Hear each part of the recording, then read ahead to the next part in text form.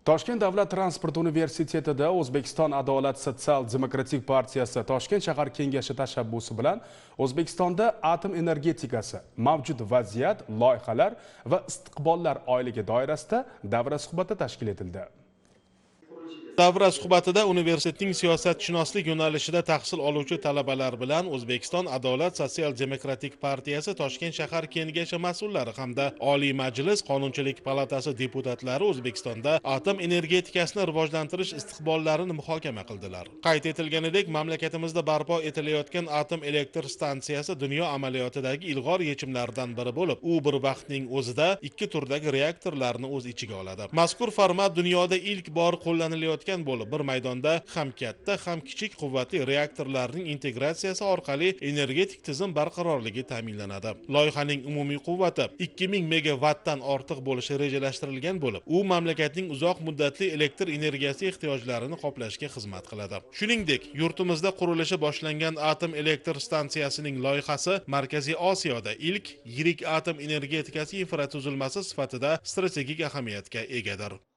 Bugun mana bu yerda ko'proq biz atom energetika sohasidagi islohotlar haqida mutasaddi maxsus vakillar bilan birgalikda uchrashuv tashkil qilyapmiz. Bu yerda shu atom energetikasining istiqbollari, xususan shu qurilayotgan O'zbekistondagi atom elektr stansiyalari, bu borada turli odamlarimizdagi fikrlar, ijtimoiy tarmoqlardagi bahs-munozaralarga mana mutaxassislar bevosita javob berishyapti.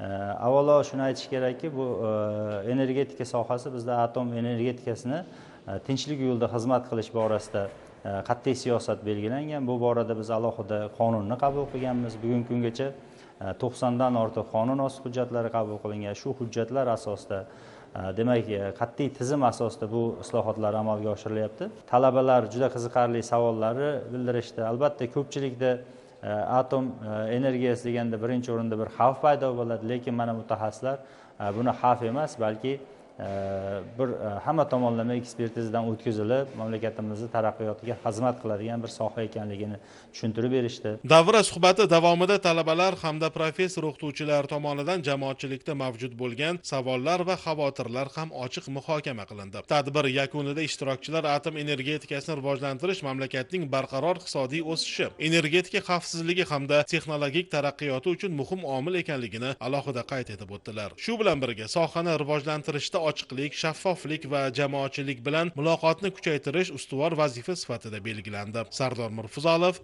Bobir Dadaboyev, poytaxt.